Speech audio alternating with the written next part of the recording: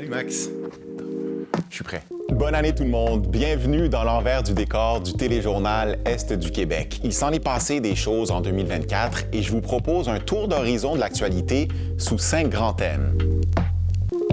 On a beaucoup parlé de la crise du logement au téléjournal. Il y a des villes de nos régions qui en ont subi concrètement les impacts. Dans la grande région de cette île, le phénomène de l'itinérance a pris de l'ampleur.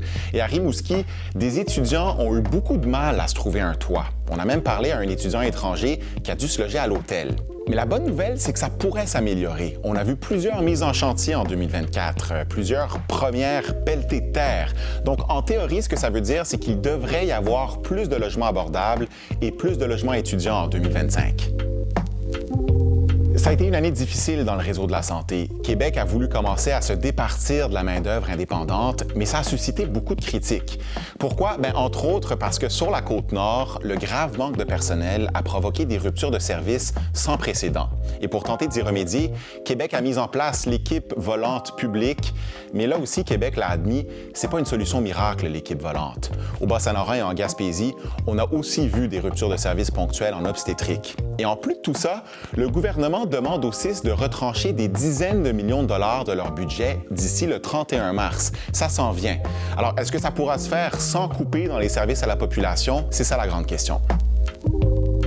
L'éolien a connu un nouveau souffle. Le vent a vraiment tourné pour l'industrie. On peut même dire que la filière a le vent dans les voiles, le vent dans les pales. Hydro-Québec veut tripler la production éolienne d'ici 2035 et ajouter 10 000 mégawatts de capacité éolienne.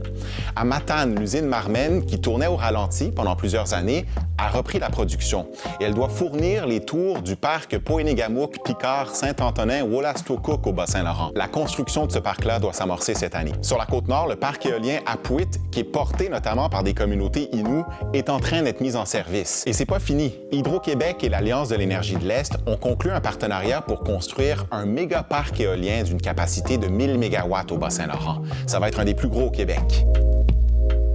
Ouais, ça, c'est un autre sujet qui a marqué les esprits en 2024. Le conflit entre groupes criminels s'est transporté dans nos régions de l'Est du Québec. On a vécu plusieurs épisodes de violence qui ont frappé nos régions. Meurtres, tentatives de meurtre, coups de feu, incendies criminels. La Sûreté du Québec dit que certains de ces événements-là pourraient avoir un lien avec le crime organisé. En tout cas, c'est quand même rare qu'il y ait autant d'actions sur la scène judiciaire dans nos régions. L'année 2024 a été éprouvante à bien des égards, mais on a quand même vécu de beaux moments et des histoires inspirantes. L'athlète de Sainte-Luce, Maud Charon, a gagné la médaille d'argent aux Jeux olympiques de Paris en haltérophilie et elle a fait ça devant ses proches et sa famille. Autre histoire inspirante, un garçon de Bécomo a fracassé le record canadien du plus long serpent de roche peinte collaboratif. Tout ça pour remercier la communauté qui l'a épaulé dans ses traitements contre le cancer. Et plusieurs autres beaux moments sont en vue pour l'année qui s'en vient. Rimouski va accueillir la Coupe Memorial du 22 mai au 1er juin. Ça va être la grosse fête du hockey junior majeur. Et en Gaspésie, le festival en chansons de Petite-Vallée va inaugurer son nouveau théâtre de la Vieille Forge après avoir perdu son mythique théâtre dans un incendie il y a quelques années. L'année 2025 promet donc d'être palpitante et on sera là pour vous informer. Bonne année tout le monde et prenez soin de vous.